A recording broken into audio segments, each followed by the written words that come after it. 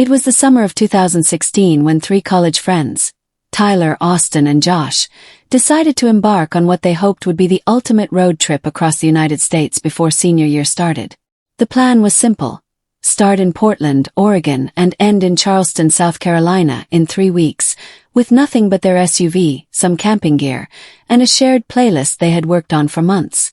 Their trip began smoothly, filled with laughter, late-night roadside dinners, and impromptu karaoke sessions.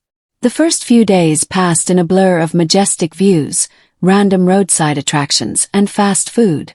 But things started to unravel in Nevada.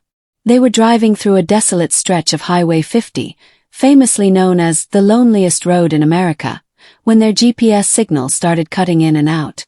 Tyler, who was driving, insisted he knew the way. He took an offbeat turn, convinced it would save them hours.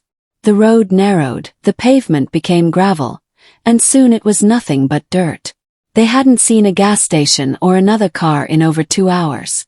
Austin, the more cautious one, suggested turning back, but the others laughed it off, brushing aside the growing unease.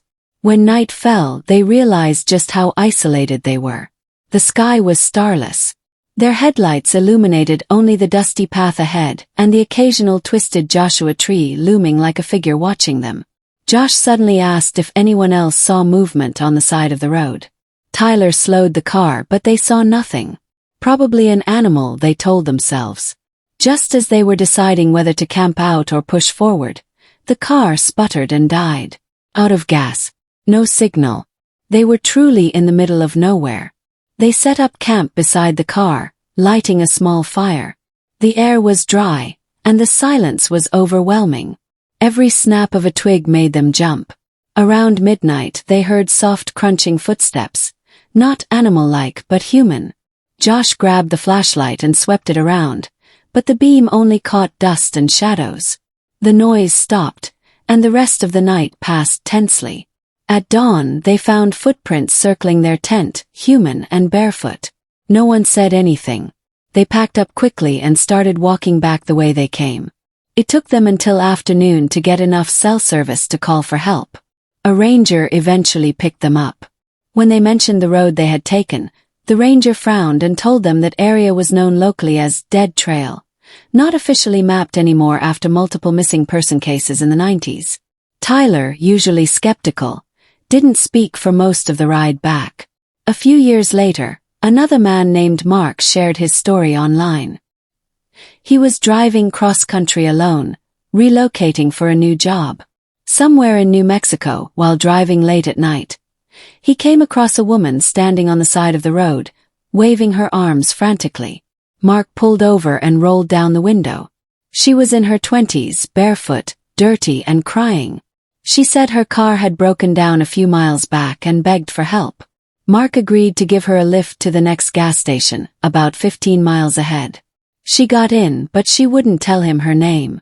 She kept glancing at the rearview mirror, visibly scared. Mark tried small talk, but she only responded in fragments. After about 10 minutes, she told him to pull over immediately. Confused, he hesitated. She shouted, almost hysterically, for him to stop. He did. She bolted out of the car and ran into the dark desert. Mark called out but didn't chase her. Felt wrong. He decided to report it at the gas station. When he arrived, he told the clerk, who paled at the description. The clerk said that years ago, a woman matching that exact description had been picked up by a driver, only to vanish from his car while they were still driving. Her body was later found in a nearby arroyo. Locals say her spirit reappears on that stretch of road, trying to escape the same fate again and again. Mark was shaken and avoided driving at night for years after that. Another terrifying experience came from a newlywed couple, Rachel and Brandon, who were on their honeymoon, road tripping through the Pacific Northwest. They booked a remote Airbnb cabin deep in the woods of northern Washington. The photos showed a cozy A-frame, surrounded by towering evergreens and a nearby river. When they arrived, the cabin looked just like the pictures, maybe even better. But there was something strange, a thick fog that refused to lift, even during midday.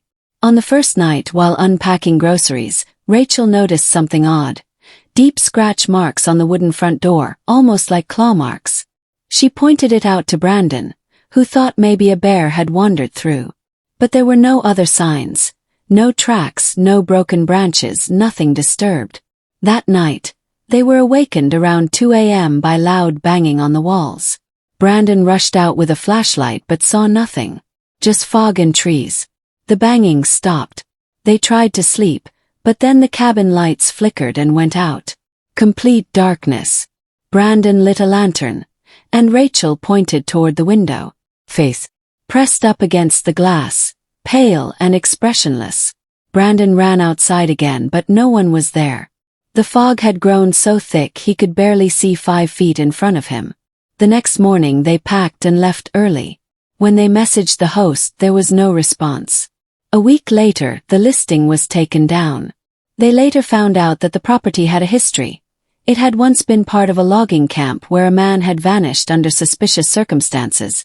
His body never found. Locals whispered about a fog man, who appeared to lone travelers and drove them mad. Whether myth or not, Rachel and Brandon never stayed in a remote rental again. There's also the case of Diane, a nurse in her late 30s, who decided to take a solo road trip after a messy divorce. She was driving along a scenic route through West Virginia when she noticed an old car following her. At first, she assumed it was coincidence. Same direction, small roads, bound to happen. But the car kept following her turn for turn, even when she pulled over at a gas station and waited. Stayed parked across the street. She got nervous and decided to drive to the nearest police station.